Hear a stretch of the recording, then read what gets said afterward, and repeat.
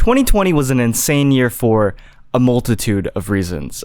Tiger King was on your TV while whipped coffee was in your kitchen. Animal Crossing villagers were in abusive relationships with people across the globe. If you were on anime TikTok, you saw things you wish you could unsee. And for some of you, you would join Discord servers that probably gave you trauma in ways you didn't think was possible. And there was also a global pandemic. With the pandemic, we were all thrust indoors, forcing us to find new sides of ourselves, but most importantly, discover new media we thought we'd never be able to consume. And while the world was put on pause, many video game releases were not. Not only was 2020 just a solid year for video games in general, it caused a complete shift in video game culture that is the norm today. And we don't even think twice about it, but when you look back at what video game culture was like prior to 2020, things were very different, and I think it's worth looking at what sparked that change. Before I say anything else, I do want to say that the pandemic is the catalyst for this entire video, and 2020 is not exactly a distant past. The world suffered a lot during and since that time, and loved ones were lost, and even if you didn't lose someone, we all suffered in our own type of way. This video is not at all to be like, hey, maybe things were not so bad, or even that some things should be looked back fond upon. This video is rather to look at the video games that came out during that year and the culture that emerged from that time. So, with that being said, while a lot of video games released during those first few months of 2020, I think the biggest shift came from one of the most anticipated releases of a video game ever. As part of a franchise that had not seen a mainline game since 2012, this game promised to deliver a truly unique experience that its fans have been waiting 8 years for. But even so, I don't think anyone could guess the heights that this video game would eventually reach. And I think that this is what kickstarted the new decade of video games. And it starts with capitalism's cutest reskin.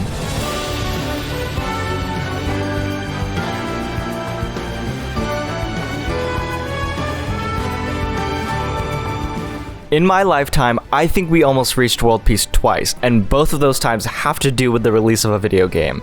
The first is Pokemon Go in 2016, and the second is Animal Crossing New Horizons in 2020. The game was praised for its unparalleled freedom of creativity and truly gave people what they desperately wanted during that time.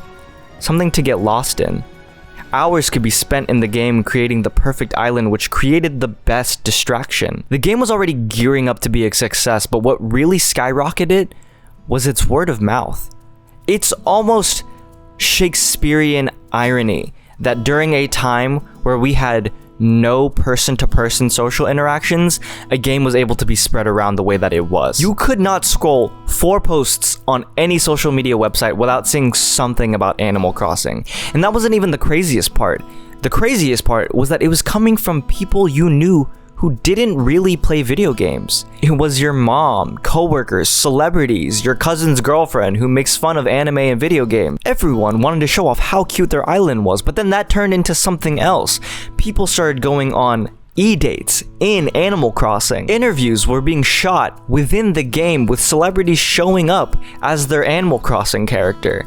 Frodo Baggins would show up to your island asking for turnips. All of these things caused the video game to transcend the community and make it a pop culture icon. It was also during this time that a lot of developers, especially indie developers, realized what a deadly combination Animal Crossing New Horizons was. The Switch was already home to farming games in general, but now what these people wanted to do was have their marketing campaign be solely done through social media and through word of mouth.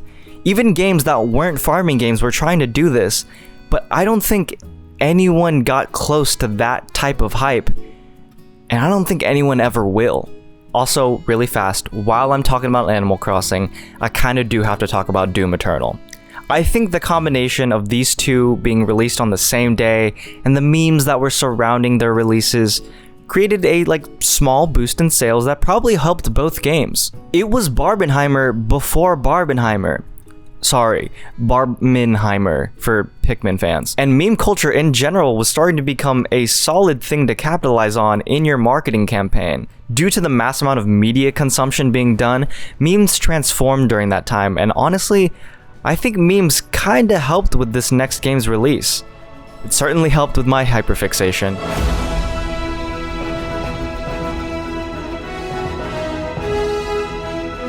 maybe I'm being biased with this one, but I don't give a fuck, it's my video. Just 3 weeks after the release of Animal Crossing New Horizons was possibly an even more anticipated video game release. People had been wanting some sort of remake for Final Fantasy VII for decades now, even past that weird tech demo that came out for the PS3. But finally, after 5 years after its announcement, Final Fantasy VII Remake was finally dropped. Now, it didn't exactly reach the social heights that Animal Crossing New Horizons did, but the critical acclaim and just love of that game during that time created a whole new generation of Final Fantasy VII fans. I think that there was a lot of people who probably weren't planning on playing Final Fantasy VII Remake, but now that the pandemic had happened and they were all indoors, had decided that now was a good time to check something out because they had the time. I know that for a lot of people, that was their first time touching a Final Fantasy game, period, not just touching anything in the Final Fantasy VII compilation. And honestly, I think the reason that so many people decided to check out Final Fantasy VII Remake when normally they wouldn't was because of the way that people were talking about it online. While everyone was sharing their creativity of what they were doing in Animal Crossing, the way that people were talking about Final Fantasy VII Remake was just a general love of the gameplay, story, and characters. That scene of Aerith with the chair having her WWE moment was retweeted so many different times and made into so much different fan art.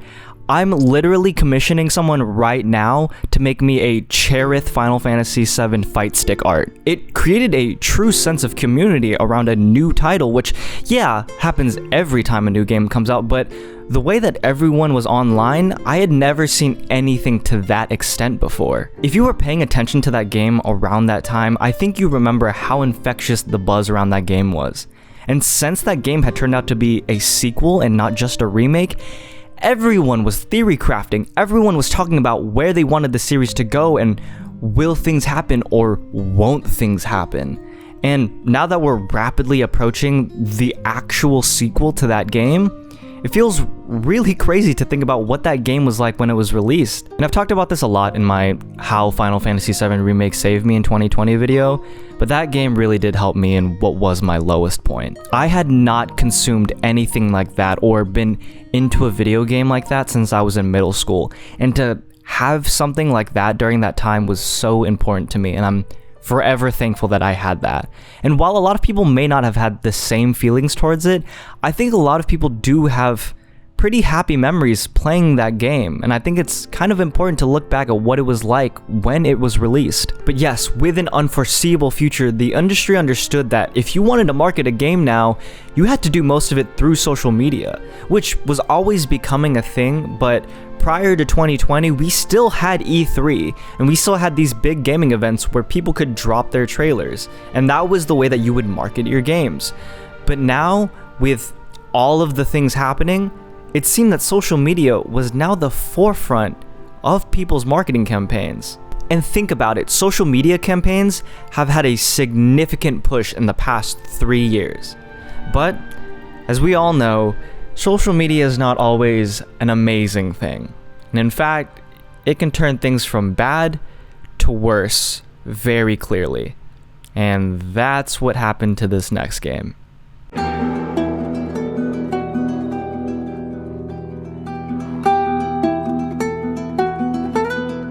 So, the reception to The Last of Us Part 2.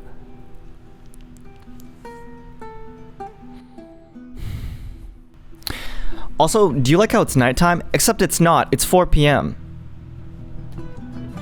Whatever. Now, a lot of video essays have been made about The Last of Us 2 during and since its release, and I think everything has been touched upon that game that possibly can be touched upon. So I'm not going to say a lot of things there. Like Animal Crossing, I think this game did transcend the normal video game community into something outside of itself, but for completely different reasons. I mean, The Last of Us Part 1, or The Last of Us, was the game that made everyone be like, oh, video games are art. Which, that's a whole different video.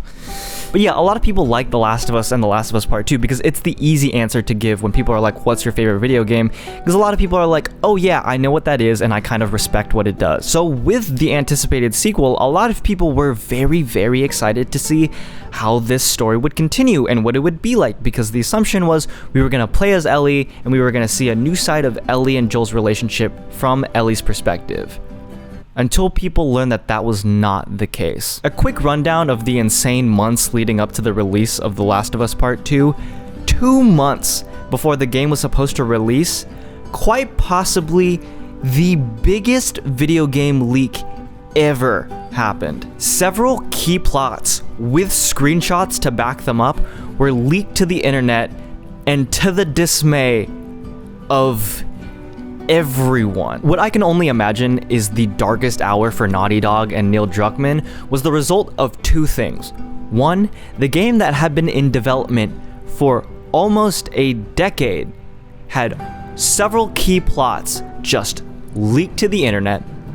And 2, people fucking hated it. Now, we all know that gamers aren't exactly the nicest people on the planet, and I'm not saying that had this happened any other year, they wouldn't have gotten flack for it, but the fact that they had to deal with the planet, who was on one giant anger management plan, caused some serious problems for them. But even so, a vast majority of people who played that game didn't even see the leaks, and there were a lot of people who even saw those leaks, but refused to believe that those extremely real-looking screenshots were fake, so a lot of us waited till the game's release to actually experience the story themselves, because that's what's important.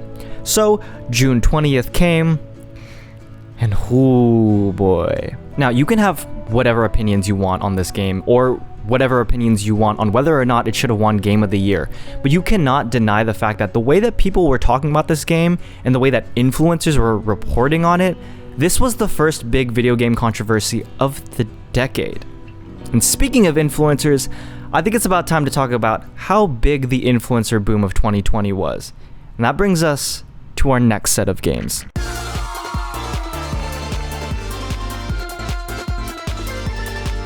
We're back! And it's daytime! And we're talking about Among Us. Look, I know that Among Us is not like the most interesting thing to talk about, but you cannot deny the chokehold that it had on everyone. See, the thing about Among Us is that while a lot of gamers had their multiplayer games to fall back on, most of the world was not sweaty gamers who could play League of Legends or CSGO, and Valorant wasn't out, so that wasn't even a thing yet. So when Among Us came out, it gave not just gamers, but the entire world an outlet to something that most people lost, and that was some sort of a game night. Everyone was playing Among Us. My dad downloaded Among Us. I think they figured out a way for my grandma, who still uses a rotary phone, to download Among Us. And if there's anything that encapsulates the fad of Among Us, it's the fact that AOC played Among Us with streamers. What the fuck was that about? I saw Corpse Husband edits that had AOC in them. That changes the symmetry of your brain, dude. Also, Corpse Husband? Do you remember how many people loved Corpse Husband? Now, I did mention Fallout Guys, and Fallout Guys was fun. I knew a lot of people who played Fallout Guys, and I did too. The thing is, it came and went like that. I think it was around a month, and then people went back to Among Us because Among Us dropped new maps. But that was the thing about these games. Their popularity came and went so fast that by the time game developers were trying to capitalize on this fad, the industry and the community was already over it. Now, if there is one thing that AOC playing with streamers did eventually do, it did kind of prove that you can get people to Pokemon Go to the polls if you just kind of take interest in the youth's interests. Now, speaking of the youth's interests, there is a game that came out in 2020 that still continues to be not just a video game giant, but a pop culture giant in general, whether you like it or not. And a lot of you do not.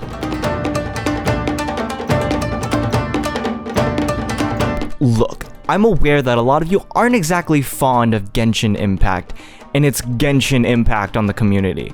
But you cannot deny, if you were there around the game's release, the buzz about that game was insane. Because here was the thing about Genshin Impact.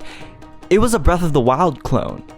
but it was a Breath of the Wild clone that had no shame in being a Breath of the Wild clone. And Hoyoverse, which was miHoYo at the time, was not shy away about that fact. In fact, they wanted people to know that, yeah, a lot of this game plays like Breath of the Wild, because that wasn't the thing about Genshin Impact. The thing about Genshin Impact was that it offered to be free. And on top of that, it wasn't just free, it was on PS4, Windows, and mobile. A mobile game that looked like this? Unheard of. And that type of accessibility, plus the new ongoing anime boom of 2020, was a surefire success. Now, the anime boom of 2020 is a whole other video that I'm probably gonna make in the future. But yeah, a lot of the youth was now into anime, and this game pandered to those interests. A lot of the people liked the anime designs. Basically, the girls had boobs and there was hot anime men. And to the girl who was having Mystic Messenger withdrawals, this was like giving cocaine to someone who just stopped smoking weed. And the thing is, prior to 2020, not a lot of people knew what a gacha was. Even less people were playing them, and I want to say that there was a group of people who were playing gachas who had probably never heard of the term gacha before. Genshin single-handedly created the gacha boom of the 2020s. And we're still seeing the repercussions of it today. Do you know how many gachas have come out and have become big because of Genshin? Look up how much Hoyoverse is worth now, and what that game was worth prior to 2020. For better or for worse, or whether you like it or not, you cannot deny the impact Genshin currently has on the community. Now, with Genshin being released, that's starting to lead us towards the end of the year, which leads us to two releases that didn't exactly stick its landing.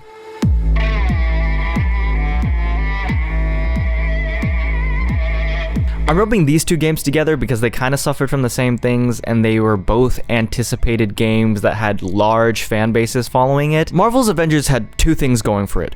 One, it was capitalizing on the Marvel boom, and Marvel hadn't started dropping dumpster fire after dumpster fire yet, so people were very excited. And two, it was a co-op game. And it was a co-op game where you got to play as the world's most beloved superhero group. What's a cooler idea than that? But then, eventually, the game released. And it was buggy, the writing was corny and cheesy and not at all funny, and just straight up, the gameplay was not fun. And this turned out to be a much bigger problem than Square Enix had anticipated at all, because they wanted this to be their big moneymaker. They thought that they could season pass out this game for years to come, and that people would be playing it probably to this day. But instead, the game ended up being Square Enix's biggest financial loss in recent history, and it almost led them to go under for bankruptcy. But thank God people love their cat girls. And then for Cyberpunk 2077, it felt like an even bigger betrayal to its fans. Cause yeah, Marvel's Avengers kinda sucked, but it wasn't like there was any track record that made people believe the game was gonna be good. As for Cyberpunk 2077, that was a game being made by CD Projekt Red. This was a studio that people truly believed could not mess up a game for their life. So to see such a sloppy release from a company that so many people had faith in felt like a personal betrayal. Now, like I was saying with The Last of Us, a lot of people were still dealing with their anger from the pandemic. So a lot of people started talking, and a lot of people started critiquing the current state of marketing in video games. Now, a lot of people for years had already been critiquing the whole CGI trailer with no gameplay, or the gameplay segment that's super scripted in trailers, you know, the ones that they showed off at E3 back in the time. But people were still falling for those. But with Cyberpunk 2077 and Marvel's Avengers, people were starting to get upset, and people didn't like that they were basically being lied to. And I mean, now that we're in 2023 and Phantom Liberty is truly one of the best games that you can play this year, and Final Fantasy XIV, it still takes like a queue of 3,000 people to even get into a server. I'm glad that those games financially came back, but it really was a warning symbol for the rest of the industry that they could not fuck around anymore. But even so, both of those titles are kind of iconic. Cyberpunk 2077 and Marvel's Avengers are video games that people know about, even if it's not for exactly great connotations. And that's the thing about 2020, so many iconic games came out during that year.